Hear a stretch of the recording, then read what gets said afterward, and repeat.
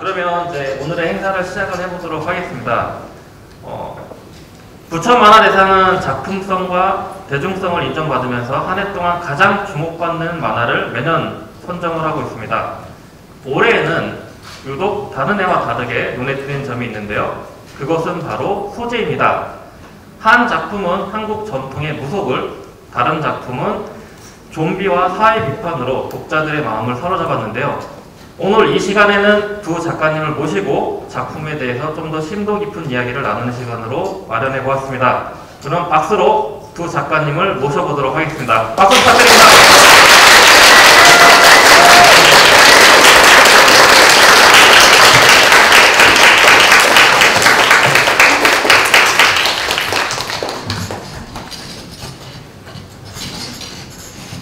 네, 큰 박수를 받으면서 나오셨는데요. 네, 간단하게 자기소개 부탁드리겠습니다. 네. 네, 안녕하세요. 미래의 골동 품가게를 연재하고 있는 고아진입니다. 반갑습니다. 네, 안녕하세요. 미아더 좀비 연재하고 있는 이명재입니다. 네, 송 작가님은 금년에 이제 부천 만화대상 수상을 하셨잖아요. 이 자리에서 수상 소감 한마디 들어보는 시간을 가져볼까 합니다. 수상 소감, 고아진 작가님부터 좀 부탁드립니다. 네, 이번에 대상과 함께 인기상도 같이 받게 된 고아진입니다. 대상 소식을 들었을 때는요, 처음에 이제 소속사에서 전화를 받았는데, 정말 그때 연재하면서 너무 힘들었던 때라 눈물이 저절로 나더라고요. 그만큼 이 상이 저한테 정말 큰 위안이 되고 위로가 되고 큰 힘이 됐던 것 같습니다.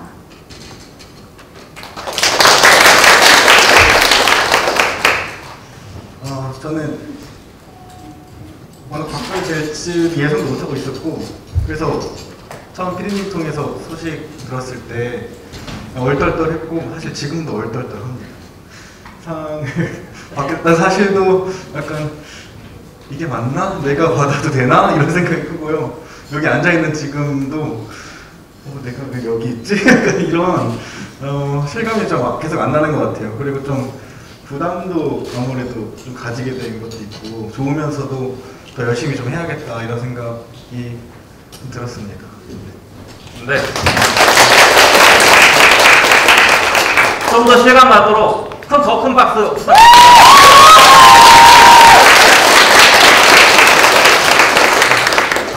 네, 그러면 이제 자기소개 이후에 최근 근황에 대해서 한번 좀 물어보도록 하겠습니다. 이미 위아더 좀비 팬분들께서는 잘 아실 것 같은데, 지금 현재 위아더 좀비 클라우드 펀딩이 진행되고 있습니다. 관련해서 좀 소개 좀 부탁드리겠습니다. 네, 단행본 펀딩 진행 중이고요. 50화까지 분량 묶어서 제작 중인데, 저 단행본을 제작해본 게 처음이라서 되게 재밌고 새롭더라고요. 그 안에 이제 부록들 작업하면서 또 독자님들이 뭘 좋아하실까 이런 생각들 하면서 작품 제작에도 좀 영향이 들어간 것 같고, 어제 안 그래도 갓 제본만을 바로 왔습니다. 이쁘게 잘 나온 것 같아서 되게 뿌듯하고 좋은 것 같아요. 그래서 관심 있으시면 한번 구경 한번 해주시면 감사하겠습니다. 네, 이제는 박수 안 치셔도 될 것 같고요. 네. 작가님, 그 단행본 만들면서 예전 회차를 보셨을 때 느낌은 좀 어떠시던가요? 1화부터 쭉 다시 봤는데요. 아마 다 궁금하시. 내가 왜 이렇게 그렸지? 못 보겠더라고요. 너무 부끄럽고. 혼자 보는데 혼자 창피했습니다. 근데 그래도 네, 그렇습니다. 네, 알겠습니다. 네. 그러면 이제 고아진 작가님 이제 최근 작품 연재 말고 여러분들도 아마 많이 아실 것 같습니다. 고아진 작가님이 그 독립만화가 아니고 윤동주 시인님의 들꽃 관련되는 작품을 제작을 하셨는데요. 많은 분들이 이 작품을 보고선 감동을 많이 받으셨다고 하더라고요. 해당 프로젝트를 진행하시게 된 이유와 진행하시게 된 배경이 좀 궁금합니다. 윤동주 시인은요, 윤동주 시인과 그 가족들은 조선시대 내내 천대받았던, 그리고 이제 척박한 환경과 정치 상황 등으로 인해서 나라에서 떠나서 집단 이주를 할 수밖에 없었던 북한도 함경도인이에요. 근데 그에 반해서 아이러니하게도 조선이라는 나라를 팔아치우는 데 앞장선 사대부들은 또 조선시대 내내 특권이란 특권을 다 누렸던 특권층들이었고요. 그래서 이런 윤동주 시인의 짧은 삶을 보면 그 끊임없이 반복되는 우리나라의 역사의 그 일면을 그대로 좀 함축돼서 보여주는 면이 있다고 생각해서 윤동주 시인을 그리고 싶다고 제가 담당자님께 많이 졸랐죠. 그래서 원래는 그 목록이 없는 독립운동가였는데 예, 억지로 껴넣게 됐습니다. 그 윤동주 시인 만화를 보면서 제가 꼭 독자분들이 공감을 해주셨으면 했던 부분들이 있었어요. 그러니까 우리가 지금 당연하게 누리고 있다고 생각하는 것들이 결코 당연히 주어진 것이 아니라는 것을 좀 공감하고 싶었습니다. 감사합니다. 네, 해당 작품은 지금 무료로 감상할 수 있기 때문에 혹시 못 보신 분들이 있으시면 꼭 감상을 하시길 바랍니다. 네, 이 외에도 독립운동과 관련되어 있는 여러 작품들이 같이 공개가 되어 있으니까요. 또 같이 점에서 저희 가슴 아팠던 과거에 힘쓰셨던 독립운동가 분들에 대해서 다시 되새길 수 있는 시간이 되었으면 좋겠습니다. 자, 그러면 이제 좀 더 심도 있게 얘기를 진행을 해서 각 작가님들이 어떻게 웹툰을 연재하게 되는지 좀 알아보는 시간을 가져보도록 하겠습니다. 구하진 작가님은 굉장히 오래전에 이제 빠삐냐라는 귀여운 고양이를 가지고 데뷔를 하셨습니다. 처음에 데뷔하시게 된 계기는 어떻게 되셨나요?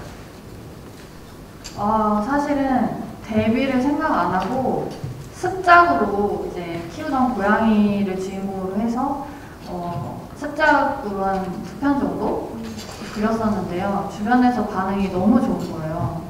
그래서 이거 한번 도전 만화가에 올려볼까 하고서 올렸는데 한 6회분 만에 이제 네이버의 담당자분께서 연락을 주셨어요. 그래서 한 3개월 만에 바로 연재를 시작하게 됐습니다. 진짜 정말 아무런 준비 없이 내던져진 그렇게 데뷔를 한 케이스입니다. 네, 그러면 옆에 계신 이병일 이병일 작가님은 단편 애니메이션 과거가 머무는 방으로 이제 처음 애니메이터로 활동을 하셨는데요. 요 처음에 이 수상까지 받으셨던 이 작품에 대해서 간단하게 소개 좀 부탁을 드리겠습니다. 저 과거가 머무르는 방이라는 애니메이션은 졸업하면서 졸업 작품으로 작업했던 작업이고요. 한 7분 남짓의 짧은 단편 애니메이션입니다. 그걸 이제 영화사에 배급을 하면서 스카프 부산 단편 국제 애니메이션 국제 영화제에서 상영을 했고요. 그렇게 하다가 원래 꿈은 만화가였어가지고 졸업 작품으로 이걸 배급을 하고 부탁드리고 그때부터 이제 지망생 생활을 쭉 하게 된 거죠. 네. 그렇게 하셔서 이제 네이버 웹툰 공모전에서 대상을 수상하시게 됐습니다. 당시 이제 이게 준비하는 과정은 어떻게 되고 실제 이 수상했을 때 수상 소감은 어떤지 궁금합니다. 네. 이화도 좀비는 사실은 공모전을 위한 작품은 아니었고 이제 에이전시나 다른 이제 회사의 투고용으로 준비했던 작품이에요. 그러다가 그 투고 과정이 무산돼서 그해 6월에 있던 공모전을 준비해서 한 거고요. 대상 받을 줄은 전혀 몰랐고 그때 이제 데뷔만 돼도 너무 감사하다 이런 마음이었기 때문에 그때도 지금이랑 비슷한 것 같아요. 기분이 얼떨떨하고 제가 좀 칭찬받거나 상 받으면 더 쭈그러드는 타입이라 막 좋다 이런 것보다는 큰일 났네 더 잘해야겠네 이런 생각이 더 컸던 것 같아요. 그래도 기쁘긴 엄청 기뻤습니다. 네. 그러면 이제 작품에 대해서 좀 더 심도 깊은 이야기를 좀 나눠볼까 하는데요. 아마 가장 많은 분들이 궁금해하신 거는 각 작품에 대한 이제 소재가 아닐까 싶습니다. 한 작품은 무속, 한 작품은 이제 좀비의 이제 사회 비판이 같이 가미되어 있는데요. 우선 우아진 작가님한테 좀 질문을 드리고 싶습니다. 무속이라는 주제를 어떻게 선정을 하시게 됐고, 이 소재를 발굴을 하시게 된 배경이 궁금합니다. 처음에는 좀 스릴러 같은 동화 같은 스릴러 그런 거를 써보고자 했는데요. 남해 외딴섬에 홀로 있는 외로운 여자 주인공 이미지에서 이제 시작된 이야기예요. 그런데 이제 쓰고 나서 한참 텀이 있었어요. 준비까지는 아니고 그냥 이제 서랍 속에 넣어둔 이야기였는데 어느 날 그냥 정말 우연히 무속이라는 소재를 입혀서 놓고 보니까 너무 잘 어울리는 거예요. 캐릭터라던가 그 분위기라던가. 그래서 계속 이제 이야기가 쭉쭉 써져서 지금에까지 이르게 된 것 같습니다. 그럼 처음부터 무속이라는 걸 염두를 해두신? 그렇지는 않았어요. 아, 그렇구나. 네. 그러면 이제 이명재 작가님 같은 경우는 좀비라는 장르 어떻게 보면은 생소할 수도 있고 어떻게 보면 좀 대중성일 수도 있는데 좀비와 사회 비판적인 요소들을 어떻게 가미를 한 작품을 만드시게 되셨는지 배경이 궁금합니다. 좀비물을 보다 보면은 자연스럽게 드는 생각이 나라면은 저기서 어떻게 행동할까, 좀비가 나를 물려고 다가오면 어떻게 해야 될까 이런 생각을 많이 하게 되는데 살아남기 위해서 고군분투하는 주인공이나 인물들이 있는가 하면 저라면은 빨리 물리는 편이 낫겠다, 그러니까 이렇게 좀 생각하는 사람들도 있을 거라고 생각했어요. 그러다 보니까 좀비가 꼭 재난의 수단이나 공포의 대상이 아니라 어떻게 보면은 이게 뭐 살아가는 사람들과 닮아 있는 점이 있지 않을까? 그래서 공감적인 요소를 넣을 수 있지 않을까? 라는 생각이 좀 들어서 기획하게 됐던 것 같습니다. 그럼 추가적으로 이어서 네. 질문을 드리자면 이 소재를 이제 발굴을 하시고 이 아이디어를 가지고 실제 작품을 만드시기까지 그다음에 각색을 하기까지의 과정이 어떻게 진행됐는지 그 과정에 대해서 좀 소개시켜 줄 수 있을까요? 과정이라고 한다면 이게 공모전을 투고하려고 준비를 하면서 1, 2, 3화 도입부에 좀 많은 힘을 쏟아서 그 세계관을 구축하는데 가장 많은 시간을 들였던 것 같아요. 쇼핑몰이라는 고립된 공간을 설정하고 그리고 좀비들이 어떻게 하면 무서우면서도 귀여워 보일지 디자인하는 그 과정을 많이 겪었고 뒷내용은 이제 에피소드 형식으로 진행될 걸 알고 있었기 때문에 다양한 좀 사람들의 사연이나 어떤 캐릭터들이 나올지 비축해두면서 그런 식으로 진행을 했던 것 같습니다. 그러면 1화에서 3화 준비하는 동안 그 고층 빌딩 건물도 같이 준비를 하신 건가요? 네. 거의 가기도 많이 가봤고요. 네, 그때 빌딩이라는 소재도 그때 생각이 난 겁니다. 네. 그러면 이제 다시 구하진 작가님한테 질문을 이어서 무속이라는 소재를 가지고 처음에 작품을 개발하기까지, 각색하기까지의 과정을 좀 궁금한데 그거에 대해서 설명을 좀 부탁드리겠습니다. 무속이라는 소재를 입히고 나니까 그냥 정말 스릴러 같은 동화였어요. 지금이랑 전혀 장르가 다릅니다. 처음에 무속이라는 소재를 입혔을 때. 근데 이제 연재를 준비하는 과정에서 저희 그 소속사 대표님이 계신데 그분이랑 원래 격없이 좀 친하게 지내는 편이었어요. 그래서 미래의 골동품 가게 시나리오를 보여드렸더니 좀 더 뭔가 있었으면 좋겠다. 좀 더 눈을 확 끄는 막 그런 거 있잖아요. 화려하고 뭐 그런 거. 그래서 고민을 하다가 이제 지금의 미래의 골동품 가게가 나왔어요. 지금의 색깔에. 처음에는 시즌 8까지는 뭐 생각도 못했는데 대표님 얘기를 듣는 바람에 일이 커져서 시즌 8이나 돼야 이제 연재가 끝날 것 같은 그런 상황이 됐습니다. 뒤에도 나오겠지만 저는 좀 무서웠습니다. 잘 보면서. 그러면 이제 각 그 작품에 대해서 이제 구하진 작가님한테 좀 다시 연장해서 물어보자면 그 작품에 대해서 철저한 사전 준비가 좀 필요한 작품인 것 같거든요. 실제로 이 사전 준비는 어떻게 진행을 하셨는지 준비 과정이 좀 궁금합니다. 사전 준비는 무속에 무자가 들어간 책은 모두 본 것 같아요. 거의 모두. 그리고 거의 100% 정도 다 책으로 자료 조사를 하고요. 직접 어디 취재를 간다거나 그렇게 하지는 않는데 아무래도 책으로만 자료 조사를 하다 보니까 좀 한계는 있는 것 같아요. 최근에는 그래서 이제 한국민속대백과나 국사편찬위원회 데이터베이스 그런 것까지 이용을 하고 있습니다. 실제로 그 심사평을 보자면 철저한 사전 준비가 굉장히 돋보이는 작품이라고 되어 있거든요. 그래서 아마도 많은 분들이 버진 작가님이 어떻게 준비를 하셨는지 궁금하지 않았을까 싶어서 드렸던 질문이고요. 두 번째는 아마도 많은 분들이 궁금해하셨을 것 같으니까 캐릭터 이름이지 않을까 싶거든요. 실제 캐릭터 이름, 회차 제목이 굉장히 많은 의미를 담고 있는데요. 이 뜻은 제가 이제 사실 보면서 생각한 겁니다. 왜 거기 있는 그 할머니 이름이 연화일까라는 생각을 하다가 51화인가요? 네, 꽃이 펼쳐지는 장면을 보면서 이것 때문에 연화라는 이름을 지은 건가? 라는 생각을 하게 됐거든요. 실제로 캐릭터 이름을 지을 때 어떻게 이제 캐릭터 이름을 지으시고 어떤 뜻을 담으시는지 그 내용을 조금 밝혀주십시오. 좀 답변이 너무 김 빠지는 걸 수도 있는데 발음을 한번 해봐요. 캐릭터 얼굴을 그려놓고 발음을 해봤을 때 뭔가 입에 착 감긴다라는 느낌? 이거는 정말 이 캐릭터에 어울린다 라고 생각이 들면 그런 이름으로 결정을 하는 것 같아요. 근데 자세한 뜻 같은 경우는 앞으로 이야기가 많이 남아있고 또 거기에 이제 풀어나갈 것들이 있기 때문에 여기서 말을 아끼도록 하겠습니다. 아쉽습니다. 네, 그럼 다시 이제 이명자 작가님한테 좀 다시 질문을 좀 드리자면 사회적 이슈가 가장 잘 녹아져 있는 작품이다라는 심사평을 받았습니다.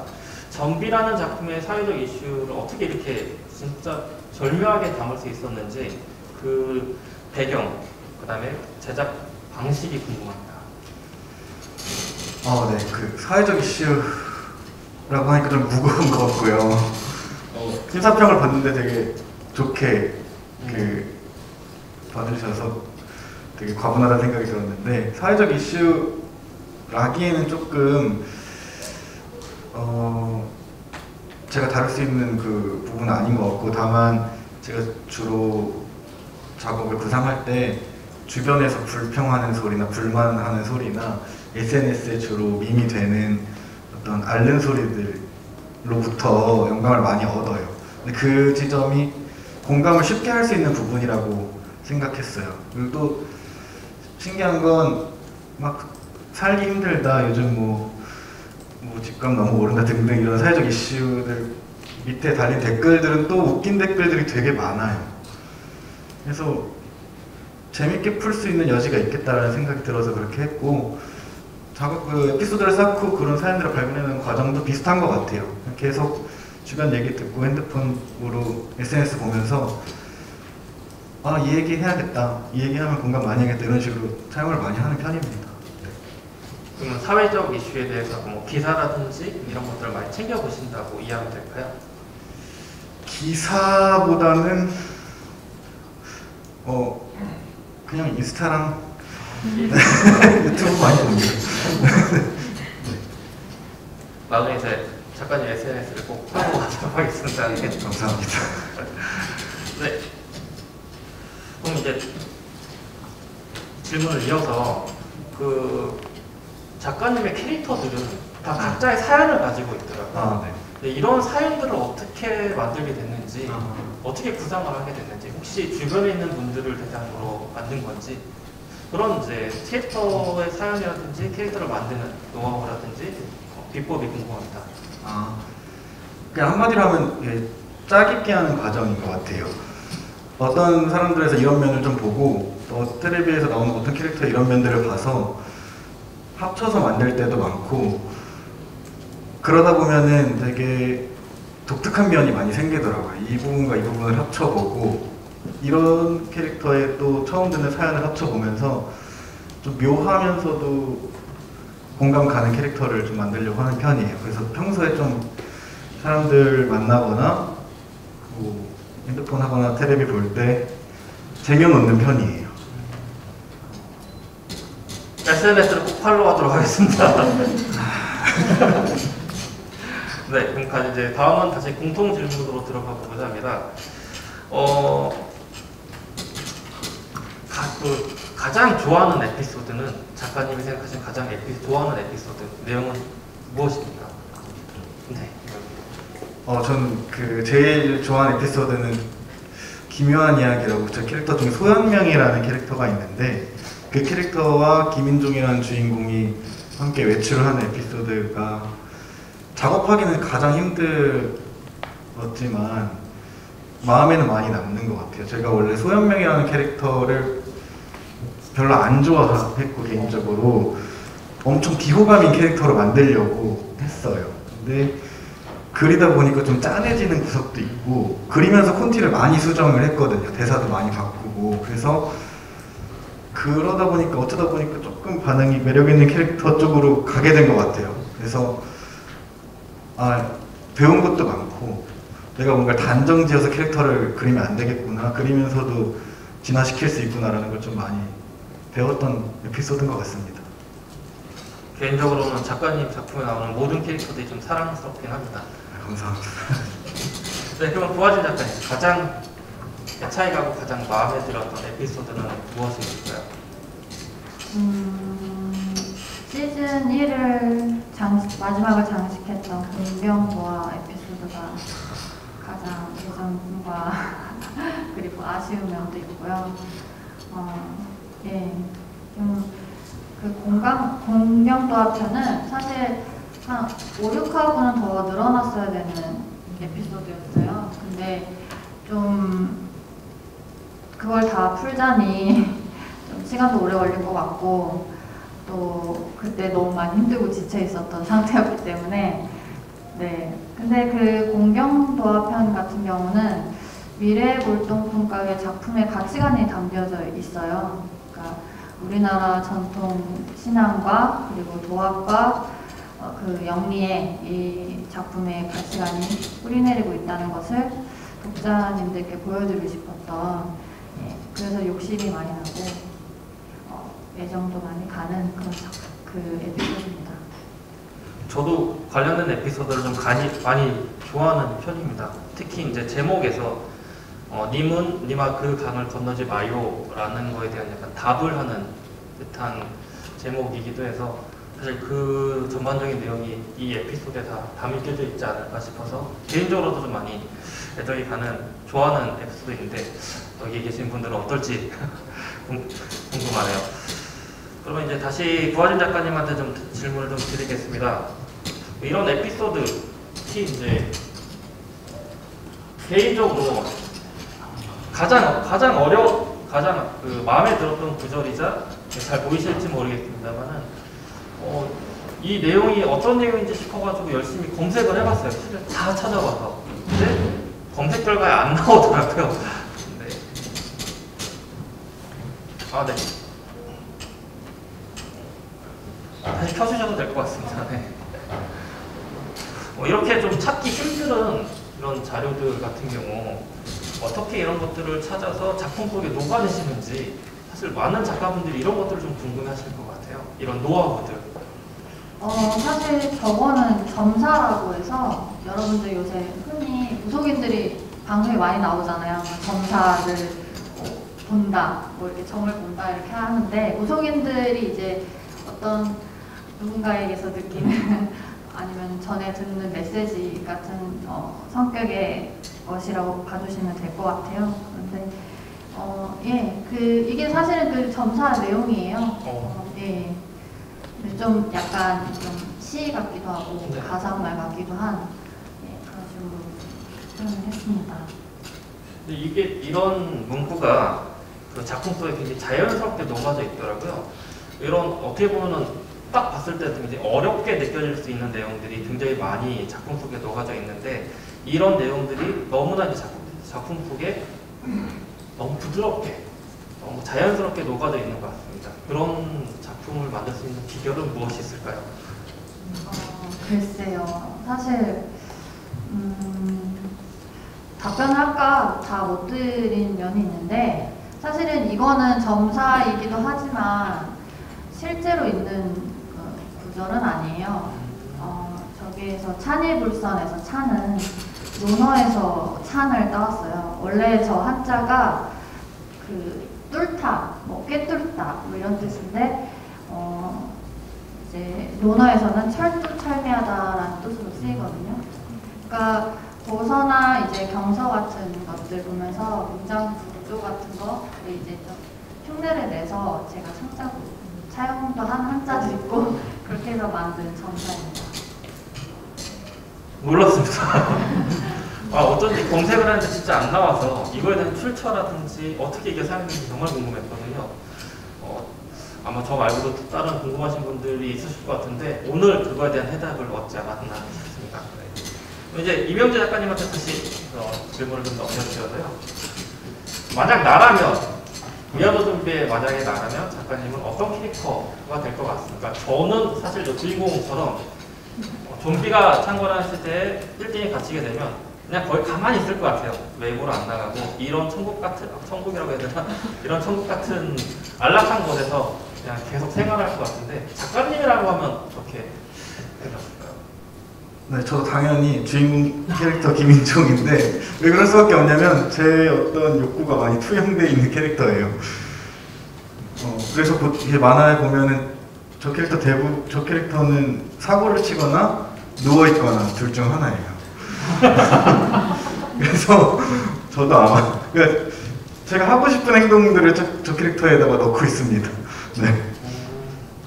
저는 사실 작가님의 캐릭터는 왓슨이라고 생각했어요. 창작의 네네. 아픔을 같이 느끼는 캐릭터이기 때문에 그 캐릭터가 투영되지 않을까 싶었는데 왓슨하고는 좀 거리가 먼가요? 그것도 비슷해요. 저의 어떤 일부분씩이 다 캐릭터에 들어가 있다고 생각하는데 네.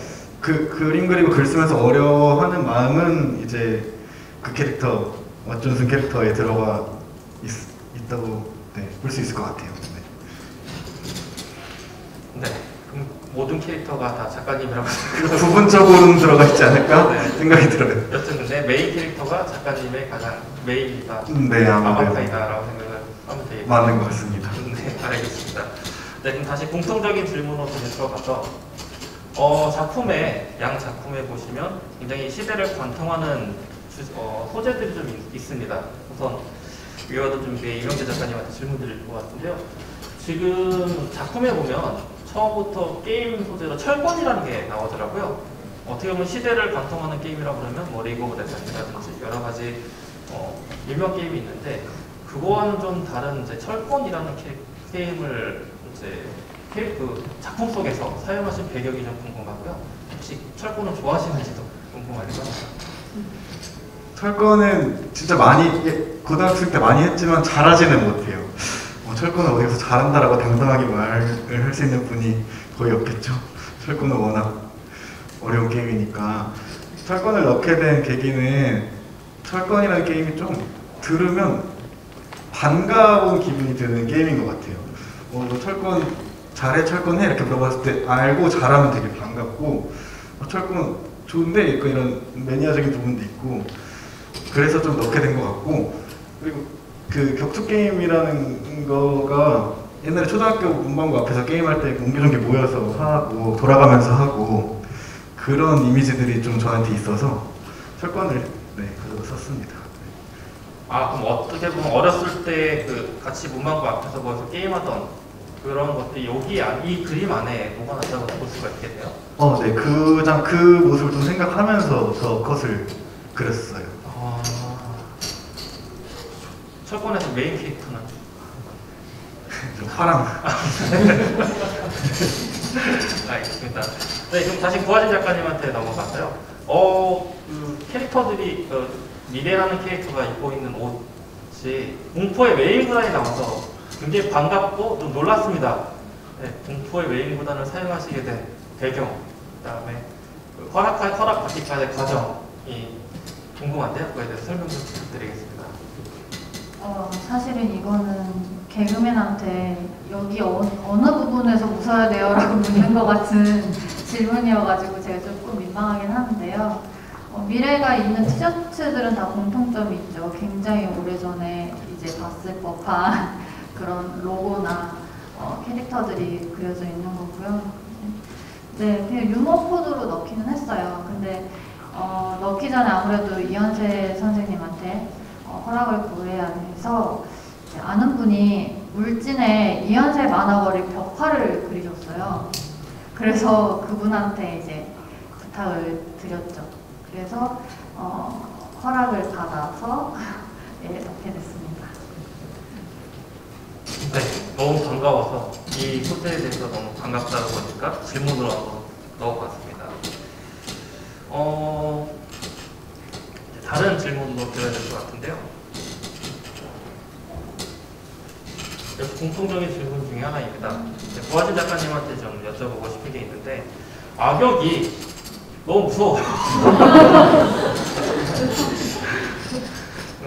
그 작품에 설정한 필연적으로 악역이 나올 수밖에 없는 작품이기도 한데 굉장히 무섭고 그 다음에 좀 독창적인 캐릭터인 것 같습니다. 악역을 설정을 어떻게 하시고 어떻게 디자인을 하시는지 좀 노하우라든지 내용이 좀 궁금하긴 합니다. 사실 여기에 나온 악역은 지금에 나온 악역에 비하면 너무 순진하죠. 정말 저는 많이 성장했군요. 악역을 그리면서. 사실 주워들은 게 가장 큰 힘이에요. 네. 그래서 뭐 누군가한테 주워 듣거나 기사로 듣거나 뭐 그런 걸로 이제 악역 캐릭터를 만들기도 하고요. 디자인 같은 경우는 글쎄요. 최대한 독자분들이 혐오스럽다고 느낄 만한 거를 연구를 합니다. 이걸 보면서 되게 무서워하겠지, 신난다 하면서 그리고 있거든요. 그런 편이에요. 질문 목록에는 어떤 질문이라 제가 드리긴 좀 죄송스러운데요. 그리면서 무섭진 않으셨나요? 정말 신나게 그리고 있습니다. 네, 전 처음에 봤을 때는 감탄하면서 보다가 최근에 이제 이걸 준비하면서 한 2, 4회를 다시 정주행을 하다 보니까 꿈속에도 나타나고 좀 무섭더라고요. 네, 신나게 그리고 계시다라고 하니까 가슴이 아픕니다. 네, 이명재 작가님한테 좀 다시 질문을 드리자고 하면 악역이 존재하지 않습니다. 작품 속에. 악역을 일부러 존재하지 않게 그리신 건지 아니면 나중에 뭐 스포일 수도 있지만 등장할 수도 있는 건지 그러다 보니까 몇몇 분들은 위아더 좀비가 좀비물이 아니고 힐링 작품이다라는 거 이야기하기도 하는데 그런 부분에 있어서 좀 해명 좀 부탁드립니다. 악역이라고 하면 나쁜 사람들인데 제가 볼 땐 주인공 집단이 제일 나쁜 사람들이 아닐까 생각도 들고요. 장르가 아무래도 시트콤의 형식을 좀 띠게 되다 보니까 명확한 악역을 설정하고 그것과 대립하는 주인공들을 만들기보다는 주인공들이 그 사건을 겪어가면서 자기 자신의 좀 모난 모습들이나 자기 자신의 콤플렉스를 들여다보는 구조가 더 맞을 것 같다라고 생각을 했습니다. 그리고 제가 브레이브홀트 궁극기를 재밌게 보면서 미래라는 캐릭터가 너무 착하고 좋은 거예요. 용감하고 착하고 능력 있고 이런 긍정적인 면들이 많은데 제 주인공들은 아무래도 뭐 특성상 모난 구석이 좀 있는 주인공들이고 악역이 등장해도 딱히 해치우거나 대립하지 않을 것 같아요. 제 캐릭터들은 그냥 숨거나 그냥 있겠죠. 그래서 그런지 모르겠습니다만 작품에 나오는 그 무기 디자인이 상당히 좀 아담하고 귀엽게 되어 있어요. 일부러 그렇게 좀 그리신 건가요?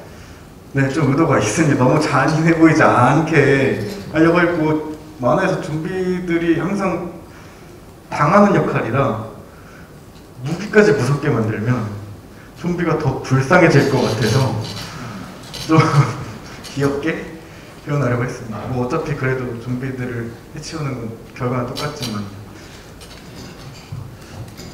좀비들이 귀엽고 불쌍해집니다. 네.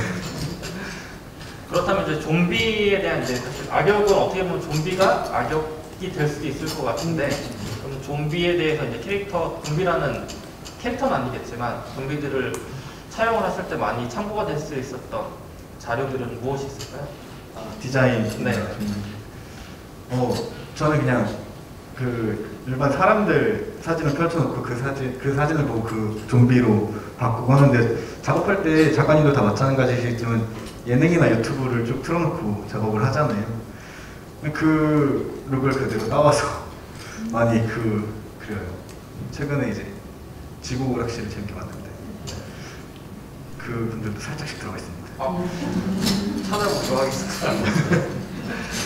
네, 다시 이제 조한진 작가님한테 들어가서 최근에 이제 G라는 존재들이 이제 캐릭터들이 나올 때 이 빌런들 외에도 그 G라는 존재가 너무 무섭고 독창적이더라고요. 그런 G라는 이제 존재들에 대해서 모티브가 될 수 있었던, 뭐 아이디어가 될 수 있었던, 참고가 될 수 있었던 그 존재들이라든지 이런 것들은 어디서 발굴을 하신 건가요?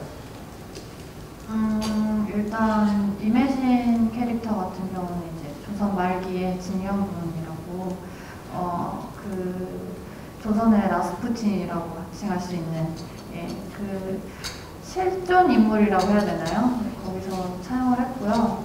그 외에 이제 악역들은 많은 창작하시는 분들도 알겠지만 참 뉴스 기사를 보면 감히 상상할 수 없을 정도로 많은 악행을 저지른 사람들이 있잖아요. 정말 상상을 초월한다.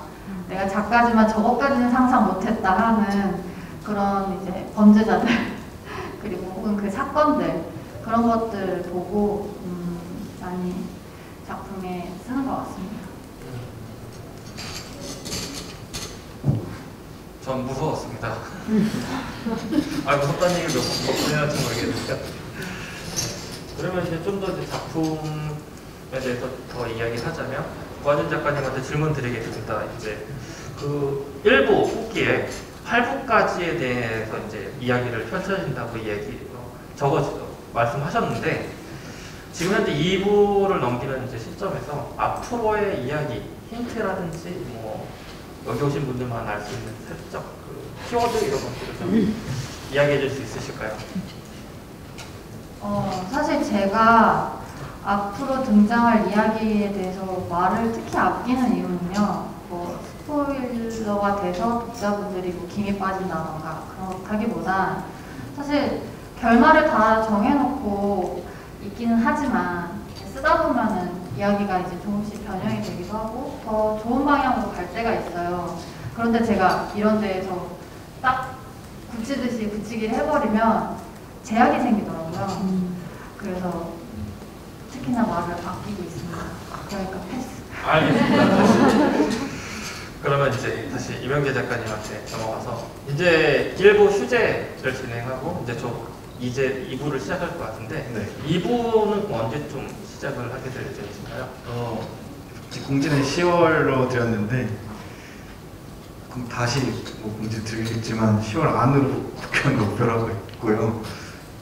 8월 달에 개인적으로 비가 많이 왔을 때 물난리를 겪으면서 한 달간의 작업 공백기가 좀 생겨가지고 그것 때문도 있고 개인적인 좀 게으름 때문도 있고 조금 미뤄져서 10월 안으로 복귀하는 목표로 하고 있고, 이어질 2부 내용은 1부랑 비슷하게 갈 것 같습니다. 큰 변화 없이 갈 것 같아요. 네, 그래서 다만 좀 달라지는 건 1부는 좀 웃기고 재밌고 이런 부분을 더 많이 신경 썼어요. 그래도 2부는 조금 진솔한 얘기가 될 것 같다. 저 그렇게 생각을 하고 있습니다. 많은 주변의 분들이 궁금해하십니다. 로맨스는 나오나요? 제가 로맨스를 좋아하는데 잘 못하겠어요. 내가 잘 안 맞는 것 같아요. 로맨스가 하고 싶긴 해요. 도전하고 싶긴 하고 자꾸 넣고 싶은 욕구는 있는데 제 안에 무언가가 자꾸 거부하는 것 같아요. 그렇습니다. 이건 또 질문에 없는데 이제 고하진 작가님, 로맨스는 나오나요? 글쎄요. 로맨스를 딱히 엄두에 두진 않았는데 뭐 그리다 보면은 저절로 나오지 않을까요? 안 나올 수도 있고 그건 저도 잘 모르겠습니다. 네, 그럼 이제 요 이제 공식적인 행사 이제 어느 정도 마무리 단계인 것 같습니다. 공통 질문을 한번 드리도록 하겠습니다. 고하진 작가님한테 먼저 드릴 텐데요. 내 인생에서 웹툰이란 무엇일까요? 정말 아까 리허설 아닌 리허설 자리에서 이 질문을 듣고 아찔하더라고요. 한 번도 그런 거 생각해 본 적이 없어서 좀 굳이 얘기하자면 애착 인형 같은 느낌이에요. 만화를 안 그리고 있던 기간이 꽤 오랫동안 있었는데 그때는 정말 무기력하고 우울하고 하더라고요. 근데 다시 만화를 그리기 시작하면서부터 좀 우울감도 많이 사라지고 네, 뭔가 좀 활기차지는 그런 게 있었던 것 같아요. 그래서 나한테 있어서 만화는 좀 없으면 허전하고 불안하고 또 막상 있으면 아무데나 내팽개 쳐놓고 뭐 그런 편안면서도 애착이 가는 애착인형 아닐까 이렇게 생각을 해봤습니다. 요거는 이제 질문이 없었던 질문인데요. 만약 내가 다시 태어난다고 해도 웹툰 작가가 되시고 싶으신가요? 글쎄요, 저는 다시 태어나면 부하진으로 태어나고 싶지 않아서요. 네, 알겠습니다. 네, 이명재 작가님한테 질문 드리겠습니다. 네. 내 인생에 있어서 웹툰이란? 네, 저는 그냥 저도 생각 많이 봤는데 그냥 좋은 시작 정도로 하고 싶어요. 저는 이제 창작자로서 그리고 웹툰 작가로서 이제 시작해서 내 인생에 웹툰이 뭐다라고 할 만큼 어떤 경험치가 아직 없는 것 같아요. 그렇게 말하기도 민망하고. 근데 제가 앞으로도 쭉 창작을 할 때 돌이켜서 이 위아더 좀비라는 작품이랑 웹툰을 생각해보면 되게 좋을 것 같아요. 힘이 많이 될 것 같고 좋은 작품 만났다 이런 생각 들고 또 독자님들이 재밌게 읽어주신 그 경험들이 기억에 엄청 좋게 남을 것 같습니다. 아까 똑같은 질문을 드리겠습니다. 다시 태어나도 웹툰 작가가 되고 싶으신가요? 저도 마찬가지로 다시 태어나면 굳이 사람 말고 고양이나 돌고래나 뭐 이런 종류. 저도 그런 생각해봤어요. 난 조개로 태어나고 싶어요. 조개 괜찮은데요? 안 잡아먹히는 조개. 깊은 곳에 사는. 꼭 진주를 꼭 품으시길 바라겠습니다. 네, 그러면 이제 공식적으로 이제 질문과 오늘 대답을 좀 마치도록 하겠습니다. 아무래도 굉장히 어려운 소재들을 가지고 작품을 만드시다 보니까 이제 다양한 이야기들이 나올 수 있을 것 같습니다. 앞으로도 이제 연재하시는 나중에 많은 에피소드들이 작품 속에 녹아날 것 같은데요. 열심히 독자분들을 위해서 작품을 만들고 계시는 두 작가님들에게 큰 박수 부탁드립니다.